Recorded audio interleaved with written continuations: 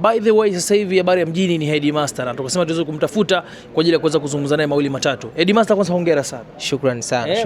Mura Hatari sana. Murisi ya baba kaya. Anatana na mukane. Bwana. Sasa nimeona sifa nyingi sana unamwagiwa na serikali. Nimeona msemaji mkuu wa serikali Gerson Msigwa amekukabidhi shilingi milioni 5, lakini pia amekusifia the way ambavyo unavyoandaa maudhui yako. Mimi nataka uniambie kwamba wakati unaanza hizo harakati ulijua kwamba itafikia level ya kupongezwa kwa kiwango hichi?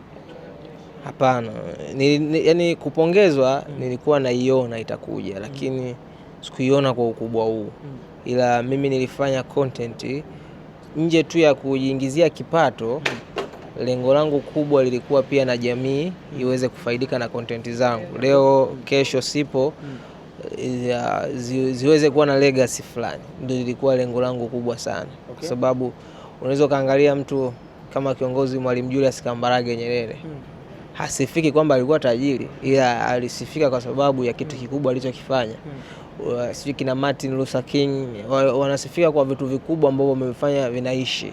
Kwaona mimi ni mtu ambaye natamani nifanye vitu ambavyo vitaishi. Siku moja nifanye project kubwa ambao Tanzania nje ya mfano wa leo itumike kama mfano sehemu mbalimbali. Yes. Yanayotajwa ni kweli kwamba unamiliki viwanja vya kutosha pamoja na vyombo vya usafiri? Jambo la kumshukuru Mungu, Ni viwanja kama vingapi unamiliki wewe? Hapana, tusivitaje. Kama tuna vijana. Nina ndugu wengi, tusivitaje. Tuambie. Nachoshukuru Mungu ni kweli viwanja ninavyo na gari ninayo kweli. Sema sio mtu wa kupublish sana kwenye mitandao ya kijamii, lakini namshukuru Mungu. Hivyo vitu kweli ninavyo. Yes. Na hii inaleta tafsiri gani kwa ambao wanakutazama hapa? Tafsiri yake kubwa ni juhudi zinaongeza maarifa na kuleta kipato. Ndio tafsiri kubwa sana. Yes. So far unataka kutuambia kwamba ambao wanakutazama hapa unawaambiaje ambao wanataka kuwa kama wewe? Usichoke pale unapoipambania ndoto yako, wala usije ukakata tamaa kwa namna yoyote, kwa sababu kesho anaijua Mungu pekee. Kwa hiyo usitazamie kesho yako kupitia mtu, tazamia kesho yako kupitia imani ambayo umeiweka juu ya Mungu wako. Yes. Bodaboda imetajwa kwamba ulishakuwa bodaboda kwa miaka kadhaa.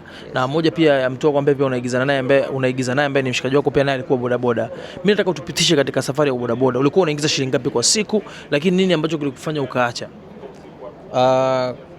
Kwa siku hesabu ikiwa nzuri sana nilikuwa naingiza kwa kipindi kile nilikuwa naingiza 20,000 mpaka 40,000. Ikienda sana 50,000. Hapo siku iko bamu. Kwenye hiyo hela hujatoa hela mafuta. Kwa hiyo ni safari ambayo ilikuwa ina magumu mengi sana ambayo kimsingi napoongea watu niwaendesha nao pikipiki wanaelewa. Ni safari iliyokuwa ngumu sana, ila imekuwa na matumaini zaidi. Yes. Na sana tunaona klipu zako ukiwa unahamasisha masuala ya bodaboda wa helmet na mambo kama hayo. Ulishawahi kupata ajali labda? Ndio, mimi nimepata ajali kubwa, nimezipata ajali kubwa 2. Achia mbali hizi ajali ndogo, ila ninachomshukuru Mungu sikuwahi kuumia sana, usema nimeumia sana, hapana. Ila ajali kubwa kabisa nimeshazipata, ikiwemo kugonga gari, umeona hivyo, ikiwemo kudondoka sehemu ambapo kuna diesel afu hujaiona, afu pikipiki ikakuslidisha. Kwa hiyo nishapata ajali, lakini kwa nini nasema environment? Na marafiki zangu wengi wamepoteza maisha kwa sababu kipindi naendesha bodaboda walikuwa wavai helmet, kwa wamepoteza maisha. Naamini kupitia helmet yawezekana labda maisha yao yangekuwepo. Na hiyo bodaboda ulikuwa unaendeshia wapi sana? Mwanza. Yes. Kwa umetoka Mwanza ukiwa dereva bodaboda, ulivyokuja Dar es Salaam hukuwahi kabisa kushika bodaboda, sio? Sijashika bodaboda kwamba nibebe abiria, ila nimeshaendesha. Huwa naendesha, yani nimependa leo naendesha, ila kubeba tu abiria ndo hapana. Yeah. Yes. Kwa na ulivyokuja ulikuja ni moja kwa moja kwa ajili ya shughuli zako tu specific, sio? Hiyo ndo niliweka, ninasema kula yamini kwamba hii nakufa na kuzikana nayo. Nikaweka kwenye sanaa, kwa hiyo ndio mpaka leo. So leo umepewa milioni 5. Sasa akasema labda pengine Katoro imekaa vipi kwa upande wako? Ni jambo la shukrani sana. Shukrani sana kwa serikali yangu, shukrani sana kwa kiongozi wangu Msigwa, shukrani sana kwa mama yetu Samia. ni jambo kubwa. Shukrani sana kwa mfuko wa utamaduni, BASATA, bodi ya filamu, NSSF, shukrani sana.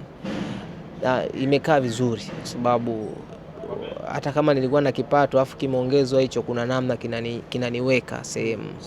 Yeah. Okay. Unawaambia nini ambao wanatengeneza maudhui ambao si rafiki kwenye mitandao ya kijamii hususan katika maadili yetu ya Kitanzania? Kabla hawajatengeneza wawaze wazazi wao, wawaze ndugu zao, wawaze watoto wao watakao wapata, na kama wanao waangalie, je, ni nzuri kwenye maisha yao, ina faida na watoto wao, au wenyewe wameangalia sasa hivi baadaye hawajaiona. Hilo ndio kitu kikubwa zaidi. Okay.